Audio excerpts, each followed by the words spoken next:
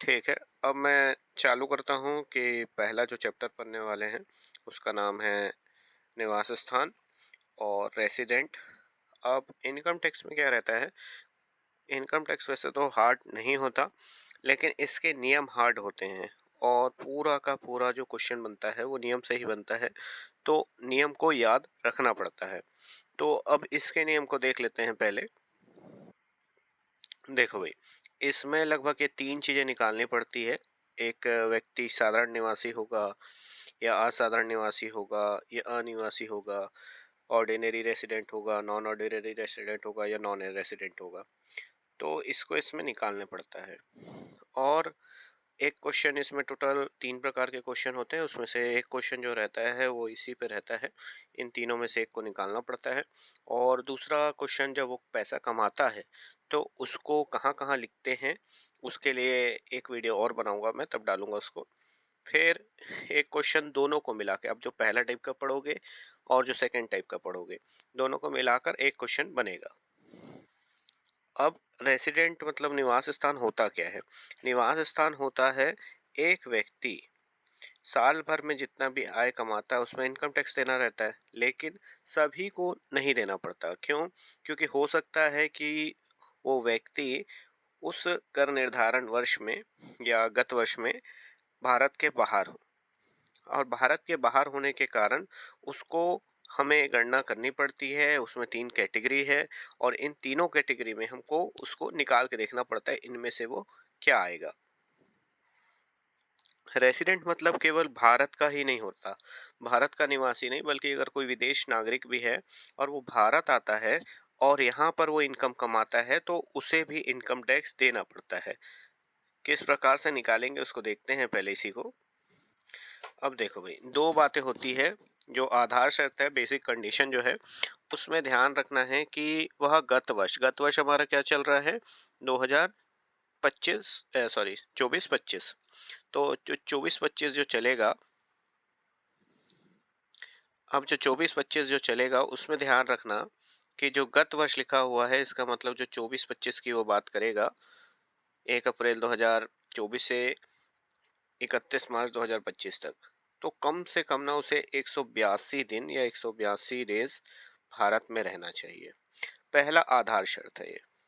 दूसरा आधार शर्त पर क्या बोलता है, गत वर्ष से पूर्व के 4 वर्षों में वह कुल मिलाकर 65 टू, मतलब 1 साल लगभग दिन भारत में रहना चाहिए और 60 दिन भारत में रहो, मतलब गत वर्ष में 60 दिन भारत में रहो। एक चीज ध्यान रखना, ये थोड़ा सा उल्टा लिख दिया है क्योंकि हमें पहले ये 60 दिन देखना पड़ता है, गत वर्ष में 60 दिन, और फिर उसके बाद हमको 4 वर्षों में 365 दिन भारत में रहा कि नहीं देखना पड़ता है। अब इन दोनों में ध्यान रखना, इन दोनों के बीच में या रहेगा, मतलब या तो वो व्यक्ति है वो, या तो वह व्यक्ति पहली आधार शर्त पूरी कर सकता है या तो फिर बी, यानी कि ये जो अ लिखा है और ब लिखा है, ए और बी, इन दोनों के बीच में या रहेगा, या तो पहला या तो दूसरा। पहला क्या बोलता है कि वह गत वर्ष क्या चलेगा, 2024-25 में वो कम से कम 182 दिन 182 डेज इंडिया में रहना चाहिए। और दूसरा क्या बोलता है, 4 वर्षों में 365 और 60 दिन भारत में रहो, मतलब इसको उल्टा कर लेना क्योंकि लिखा उल्टा है, लेकिन पहले हमको 60 दिन देखना पड़ता है कि वो 60 दिन भारत में रहेगा। उसके बाद हम देखेंगे 4 वर्षों में 365। अगर वो 60 दिन ही नहीं रहता तो हम इसको नहीं देखते। हाँ भाई, अब दूसरा देखो, अतिरिक्त शर्त की मैं बात करूं तो इसमें दूसरा जो कंडीशन होता है वो रहता है अतिरिक्त शर्त का। अतिरिक्त शर्त में दो शर्तें हैं। पहली शर्त है कि वह 10 वर्ष में कम से कम 2 वर्ष भारत में रहा हो, मतलब बीता हुआ, और वह गत वर्ष के पूर्व के 7 वर्षों में कुल मिलाकर 730 दिन, 730 का मतलब ही एक लगभग 2 साल होता है, तो भारत में रहा हो। लेकिन एक चीज ध्यान रखेंगे, अगर कोई व्यक्ति अगर कोई व्यक्ति भारत का निवासी है, ठीक, मतलब भारत का निवासी मतलब भारत का अगर वो नागरिक है, तो हम केवल और केवल पहली आधार शर्त देखते हैं। इसमें दो दिया हुआ है, लेकिन ज्यादातर पहला ही यूज होता है, भारत का नागरिक वाला, ये देख सकते हैं यहाँ पे। तो पहला ही आधार शर्त कब देखते हैं, जब वह भारत का नागरिक रहता है और बाहर या तो काम करने जाता है या घूमने जाता है या जहाज में होता है, तब की कंडीशन में।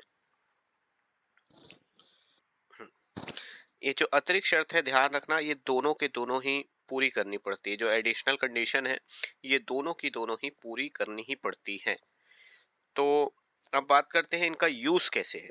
पहला क्या था, आधार शर्त। आधार शर्त पहली वाली क्या है, 182 दिन भारत में रहना चाहिए, या तो 60 दिन भारत में हो, और 4 वर्षों में 365।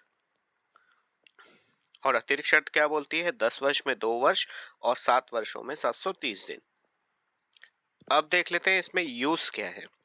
वो जो आधार शर्त और अतिरिक्त शर्त देखें, ध्यान रखना कि अगर कोई व्यक्ति साधारण निवासी कहलाना चाहता है, ठीक है, तो उसे जो आधार शर्त हमने पढ़ा था, दोनों में से 182 दिन वाली या तो वो 60 दिन वाली, इन दोनों में से एक को वो पूरी करेगा। ठीक है, या तो इसको या तो इसको। इसके बाद जो हमने आधार सॉरी अतिरिक्त शर्त जो पढ़ी थी, वो क्या थी एडिशनल वाली, कि 10 वर्ष में 2 वर्ष और 7 वर्ष में 730 दिन। ठीक है, ये दोनों चीजें हमने पढ़ी थी।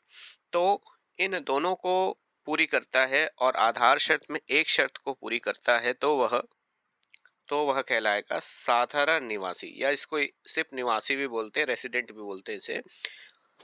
ध्यान रखना, क्या पहला दो आधार शर्त है उसमें से एक को पूरी करेगा और दोनों अतिरिक्त शर्त को पूरी करेगा, तब वो क्या कहलाएगा, साधारण निवासी। अब नॉन रेसिडेंट कब कहलाएगा, या नॉन ऑर्डिनरी रेसिडेंट कब कहलाएगा, या साधारण असाधारण निवासी कब कहलाएगा।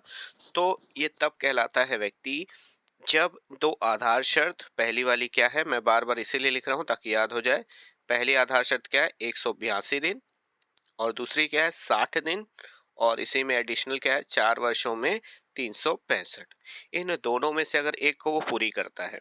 लेकिन जो हमने अतिरिक्त शर्त पढ़ी थी, 10 वर्ष में 2 वर्ष और 7 वर्ष में 730 दिन, ये जो हमने पढ़ी थी, इन दोनों में से या तो एक को पूरी करेगा या तो दोनों को ही पूरी नहीं करेगा।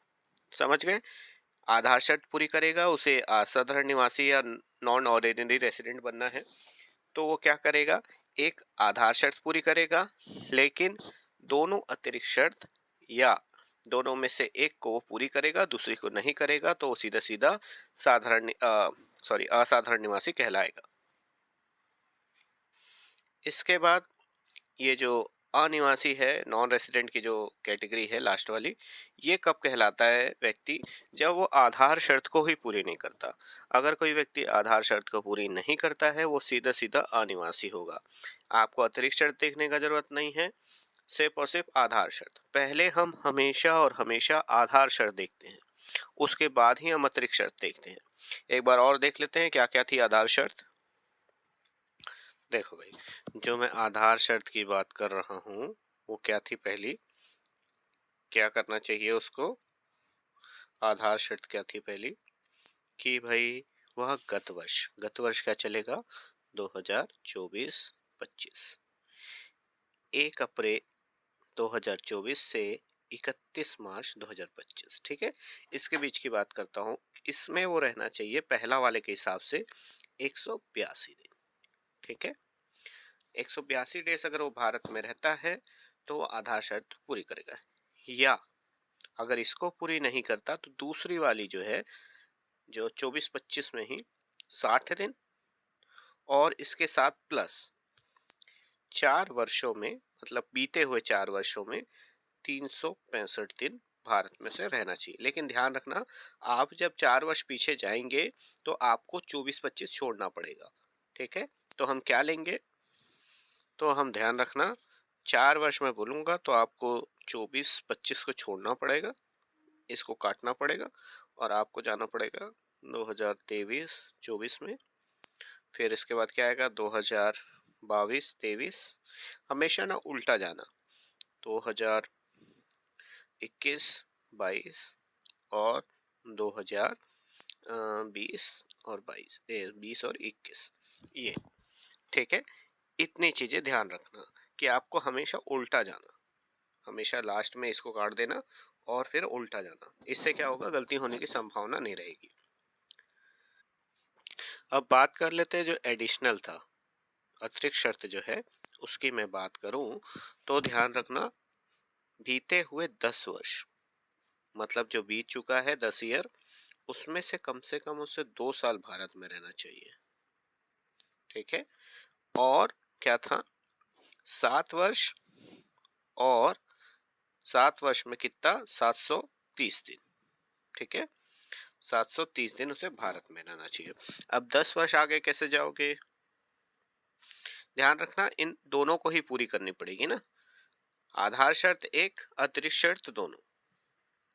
10 वर्ष पीछे कैसे जाएंगे, तो आपको फिर से ऐसे लिखना है 24-25, इसे आप काट दो, फिर क्या जाओगे 2023-24, फिर 2022-23, फिर 2021-22, फिर 2020-21, फिर 2019-20, फिर 2018-19, फिर 17-18, फिर 16-17, फिर 15-16, शायद 10 साल हो चुके हैं, 1 2 3 4 5 6 7 8 9, 9 मतलब एक और जाना पड़ेगा, 14-15।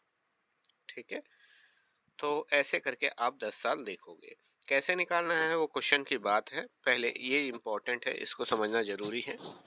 और एकदम से मैं बोलूँगा कि एक तो कॉपी बनाओ और उसका ना सामने का 2-3 पन्ना छोड़ दो, ताकि आप उसमें नियम को लिख सको, और एग्ज़ाम जब भी हो तो आपको क्वेश्चन आए ना आए, क्योंकि देखो बुक तो बहुत सारी होती है ना, अलग अलग राइटर की होती है अलग अलग यूनिवर्सिटी में।